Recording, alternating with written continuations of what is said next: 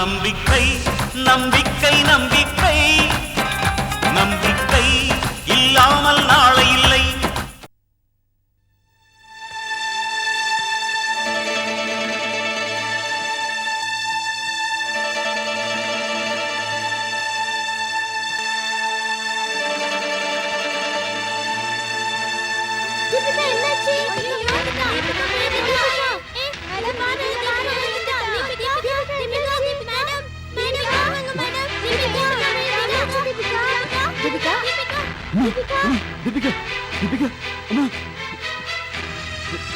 தீபிகா அம்மா அம்மா எழுந்திரிமா.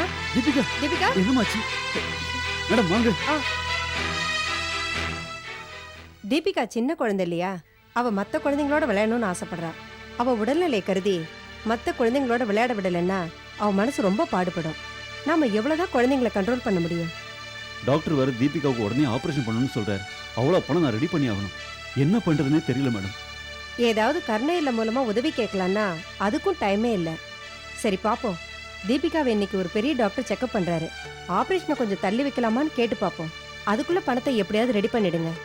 ஆனா ஒண்ணு சிட்டி பாபு, தீபிகா உயிரை காப்பாத்தணும்னா இந்த ஆபரேஷனை பண்ணித்தான் ஆகணும். மேடம் கொஞ்சம் தள்ளி போடலாமே தவிர ஒரேடியே தவிர்க்க முடியாது.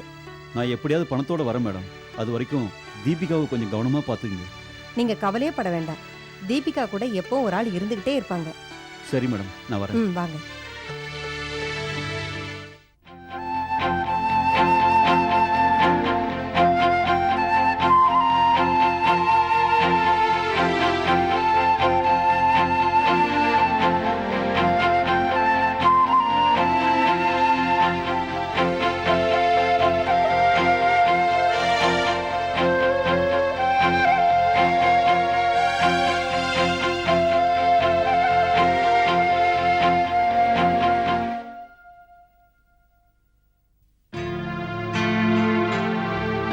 என்னப்பா சிட்டி பாபு, என்ன இப்படி ஆயிட்ட?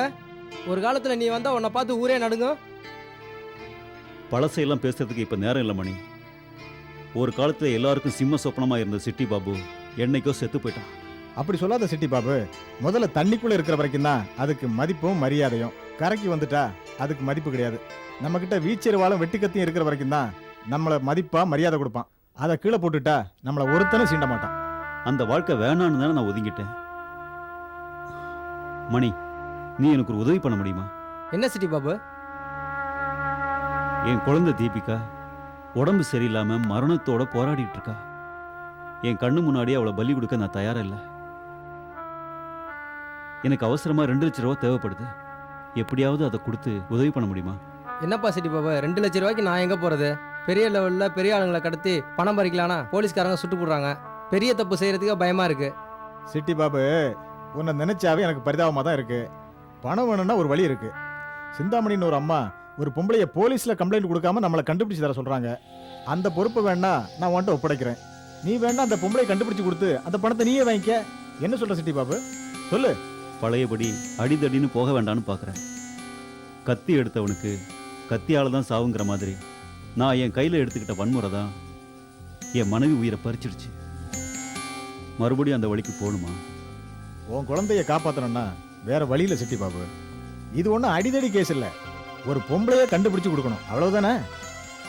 போலீஸ்க்கு கம்ப்ளைண்ட் கொடுக்காம தனியாளை வச்சு தேடுறாங்கன்னா ஏதோ வில்லங்கம் இருக்குன்னு தானே அர்த்தம். அதெல்லாம் பார்த்தா வேலைக்கு ஆகாது சிட்டி பாபு. எங்களுக்காக வந்த வேலை, அதை உனக்காக விட்டு கொடுக்குறோம். யோசிக்காத சிட்டி பாபு.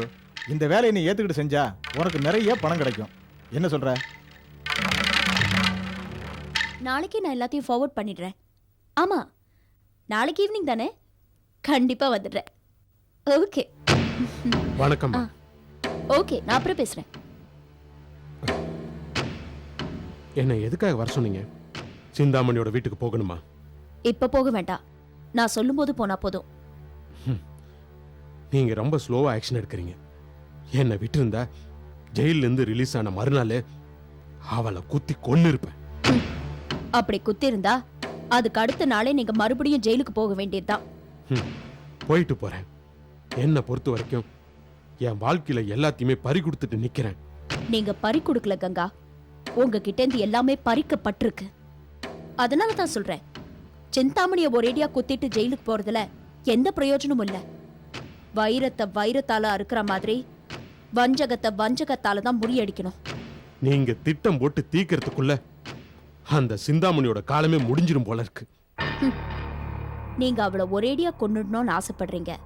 ஆனா நான் அவளை ஓட ஓட விரட்டி கொல்லணும்னு நினைக்கிறேன்.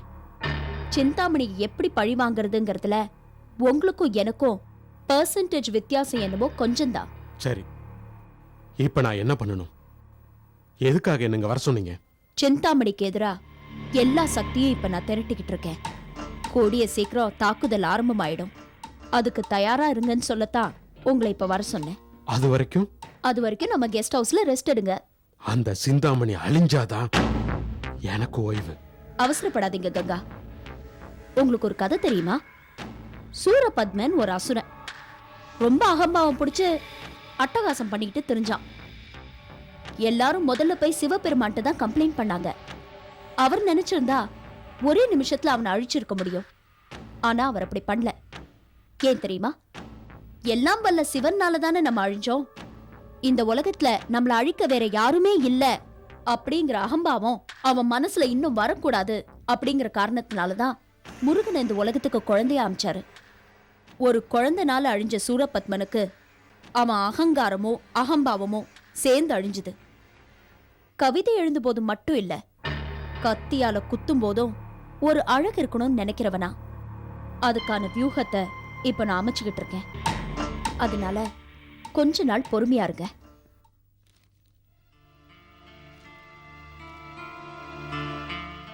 ஆர்வங்க கொஞ்சம் உள்ள வாங்க. Okay sir.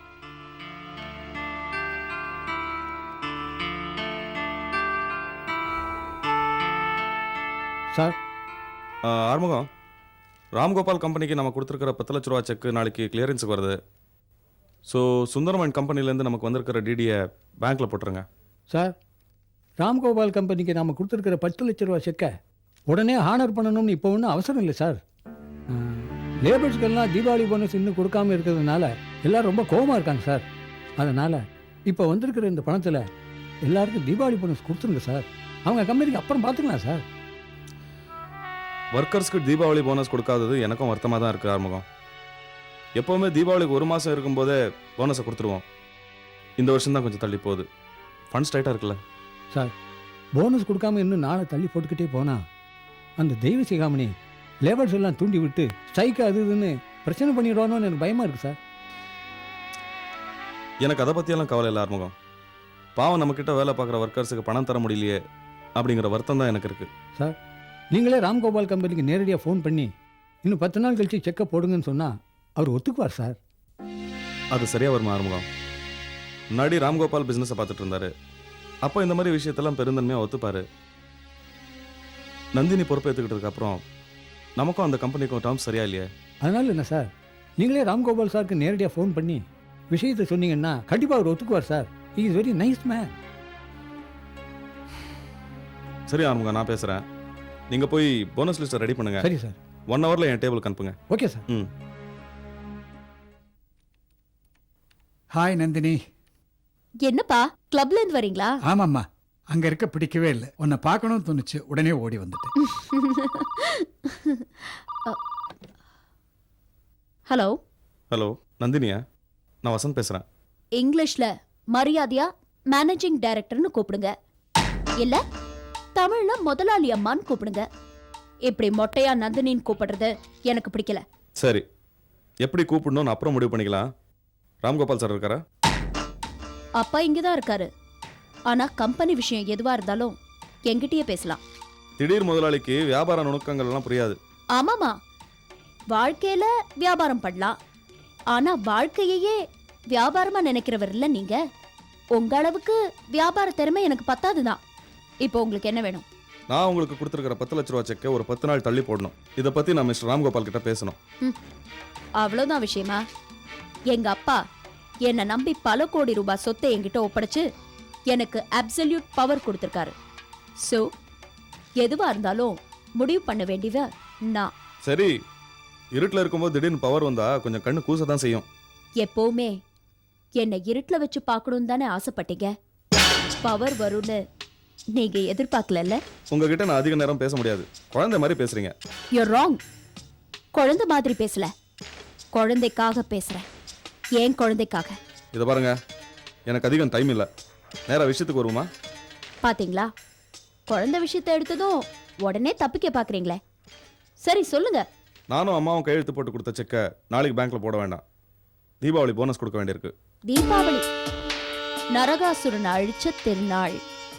ஒரு கொடியவனை அழிச்சதுக்கு ஊரெல்லாம் பட்டாசு கொளுத்தி கொண்டாடுறாங்க. நல்லவங்க வாழணும், கெட்டவங்க சாகணும். இதுதான் கடவுளோட விருப்பம். எனக்கு தீபாவளிக்கு ஏற்கனவே விளக்கம் தெரியும் நந்தினி. கம்பெனியில் வேலை செய்கிறவங்களுக்கு போனஸும் சம்பளமும் தரணும். ஆமாமா, போனஸ் தானே, கொடுத்துட வேண்டியதுதான். அதானே நியாயம். சரி, உழைக்கிறவங்களுக்கு சம்பளத்தை போனஸா கொடுத்துடலாம். ஆனா பாவத்துக்கு என்ன சம்பளம்னு தெரியுமா வசந்த்? உங்களுக்கு தெரிய நியாயம் இல்ல, ஆனா கூடிய சீக்கிரம் தெரிஞ்சுக்குவீங்க. ஏன்னா உங்களுக்கு அந்த சம்பளத்தை நான் தான் கொடுக்க போறேன். நீங்க எதுக்கும் கவலைப்படாதீங்க. எவ்வளவு நாள் வேணாலும் டைம் எடுத்துக்கங்க, நோ ப்ராப்ளம். நீங்களும் உங்க அம்மாவும் கையெழுத்து போட்டு கொடுத்த செக் மட்டும் இல்ல, உங்க தலையெழுத்தையே மாத்திர அதிகாரம் இப்போ என் கையில இருக்கு. பாத்துக்கிறேன்.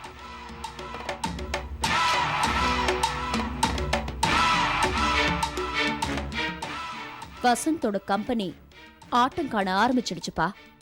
நாளைக்கு டெபாசிட் பண்ண வேண்டிய செக்கை 10 நாளைக்கு அப்புறம் டெபாசிட் பண்ணணுமா. எவ்வளவு நாள் வேணாலும் டைம் எடுத்துக்கங்கன்னு நானும் சொல்லிட்டேன். நந்தினி, அப்படி சொல்லக்கூடாதுமா. நம்மக்கிட்ட பிஸ்னஸ் டிரான்சாக்ஷன் பண்ணுறவங்க கிட்ட நம்ம பணம் ரொம்ப நாள் தங்கிடுச்சுன்னா அவங்க ரொட்டேஷனுக்கு விட்டுருவாங்க. டேர்ம்ஸ் அண்ட் கண்டிஷன்ஸ் பிரகாரம் 10 நாள் டைம்னா 10 நாள் தான் டைம் கொடுக்கணும். நான் வசந்துக்கு டைமே தரப்போறது இல்லப்பா. நாளைக்கே அந்த செக்கை பேங்க்ல டெபாசிட் பண்ண போறேன். என்னம்மா சொல்ற? அப்படின்னா நீ எவ்வளவுனா டைம் எடுத்துக்கோன்னு கொடுத்த வாக்கு? கொடுத்த வார்த்தையை காப்பாத்த தெரிஞ்சவங்களுக்கு தாப்பா நாமும் உண்மையா இருக்கணும். என் விஷயத்துல வசந்தும் அந்த சிந்தாமணியும் செஞ்ச கொடுமைகளை இப்போ நினைச்சா கூட எனக்கு பயமா இருக்குப்பா. என் கூட நெருங்கி பழகி என் வயத்துல ஒரு புள்ளைய கொடுத்த அந்த மனுஷன் பேசி பட்டம் கட்டி என்ன வெளியே அனுப்புனாரு. நான் எவ்வளவு வேதனைப்பட்டிருப்பேன். அதுக்கெல்லாம் அவங்க அனுபவிக்க வேண்டாமா?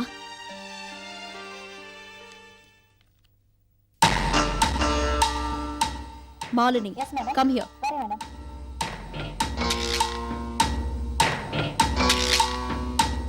S madam. நாளைக்கு முதல் வேலையா இந்த செக்கை டெபாசிட் பண்ணுங்க. Okay madam. You may go. Thank you madam.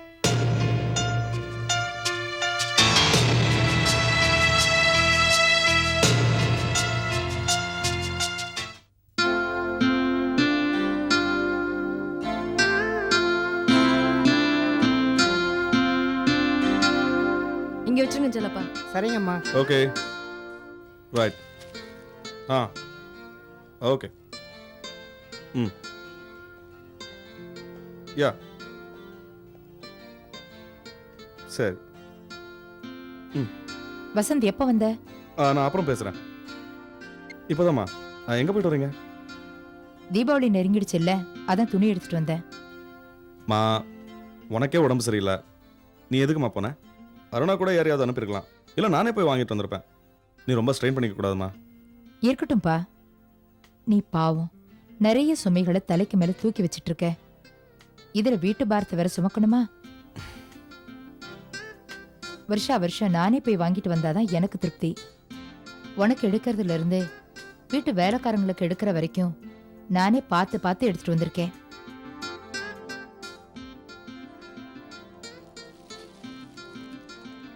இந்த வசந்த், இதை நம்ம டெய்லர் கிட்ட கொடுத்து தைக்க சொல்லிடு. ஓ, தேங்க்ஸ். அருணா இந்த வருஷம் சிம்பிளா எடுத்து கொடுத்தா போதுன்னு சொல்லிட்டா. அதான் அவளுக்கு 10,000 ஒரு புடவை எடுத்து கொடுத்துருக்கேன். ம், தேங்க்யூ மம்மி. செல்லப்பா, என்னங்கம்மா? நம்ம வேலைக்காரங்களை எல்லாம் கூப்பிடு. சரிம்மா. பாவம் பாருண்ணா, தலை தீபாவளியே மாப்பிள்ளை கூட கொண்டாட முடியலையேன்னு வருத்தமா இருக்கா. அதனால என்ன அருணா, மாப்பிள்ளை ஒரு 2 நாளைக்கு வந்துட்டு போக முடியுமான்னு பார்ப்போம். இல்லைன்னா மாப்பிள்ளை வந்ததுக்கு அப்புறம் ஸ்பெஷலாக தலை தீபாவளி கொண்டாடிடுவோம். சரிண்ணா. வணக்கம்மா. ம். ரொம்ப நன்றிம்மா. ம். வணக்கம்மா.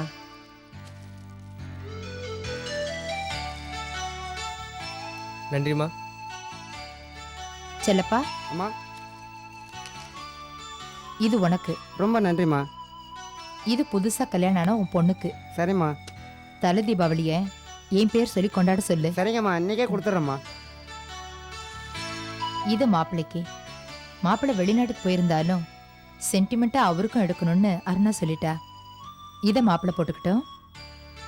இந்த அருணா, இதை நீயே வச்சுக்கோ. இது யாருக்குமா? எனக்கு தான்ப்பா. இந்த வருஷம் எனக்கு எதுவுமே வேண்டான்னு சொன்னேன். ஆனா அருணா தான் கேட்காம 15,000 பட்டுப்புடவை எடுத்துட்டா. அம்மா ஒரு நிமிஷம். என்னப்பா? நம்ம வீட்டில் எல்லாருக்கும் தீபாவளிக்கு துணி எடுத்தாச்சாம்மா? எடுத்தாச்சேப்பா. வெளிநாட்டுல இருக்கிற மாப்பிள்ளைக்கு கூட எடுத்தாச்சே. ஜெயந்தியும் நம்ம வீட்டு பொண்ணு தானே, அவளை மறந்துட்டீங்களே? நாம தான்ப்பா அப்படி நினைச்சிட்டு இருக்கோம். அவ அப்படி நினைச்சிருந்தா இந்த வீட்டை விட்டு தனியா போயிருப்பாளா? அவளோட அப்பாவுக்காக உன்னை உதறிட்டு போயிருப்பாளா? அவள் உதறிட்டு போலமா, என் சம்மதத்தோட தான் போனான். அது உனக்கு எனக்கும் தெரியும். ஆனா ஊர் உலகத்துக்கு தெரியுமா? என்ன உங்க மருமக தனியா போயிட்டாளாமேன்னு எத்தனை பேர் என்கிட்ட கேட்டிருக்காங்க தெரியுமா? அது கூட பரவாயில்ல. உன்னை பத்தி சில பேர் தப்பா பேசுறாங்க. அதை என்னால தாங்கிக்க முடியல. அதனாலதான் ஜெயந்தி மேல எனக்கு ஒரு பிரியமே வரல. பேசுறவங்க பேசிட்டு தான் இருப்பாங்க. ஜெயந்தியை பத்தி எனக்கு நல்லா தெரியும்.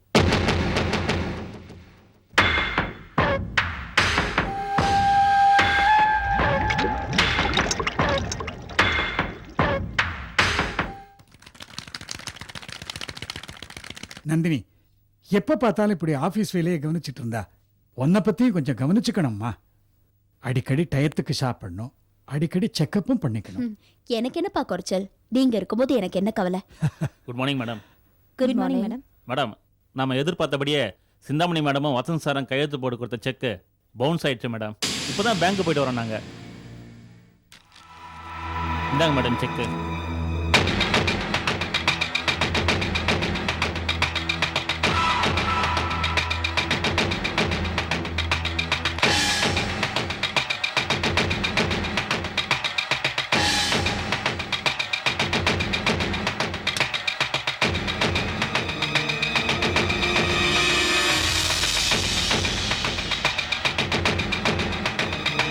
என்னம்மா செக்க பார்த்து சிரிக்கிற? அன்னைக்கு என்ன பார்த்து எல்லாரும் சிரிக்கிற மாதிரி பண்ணாங்க. ஆனா இன்னைக்கு நிலைமைய பாத்தீங்களாப்பா? வசந்துக்கும் சிந்தாமணிக்கும் ஜெயில்னா என்னன்னு காட்டலான்னு இருக்கேன். புரியுதுமா, செய். உன் மனசுக்கு என்ன தோணுதோ அதையே செய்யுமா. மாலினி மேடம், லாயரை கூட்டிட்டு நேரா கமிஷனர் ஆபீஸ்க்கு போங்க. வசந்த் மேலையும் சிந்தாமணி மேலையும் உடனே செக் மோசடி கேஸ் கொடுங்க. தேவையான பேப்பர்ஸ் ரெடி பண்ண சொல்லுங்க. நான் உடனே சைன் பண்றேன். Okay madam. இன்னைக்கே அரெஸ்ட் பண்ணி ஆகணும். நாளையிலேருந்து 3 நாள் கோர்ட் லீவ். பெயில் கூட வாங்க முடியாது. ஏசி ரூம்லயே இருந்து பழகுனவங்களுக்கு வெளி உலகமும் கொஞ்சம் புரியட்டும்.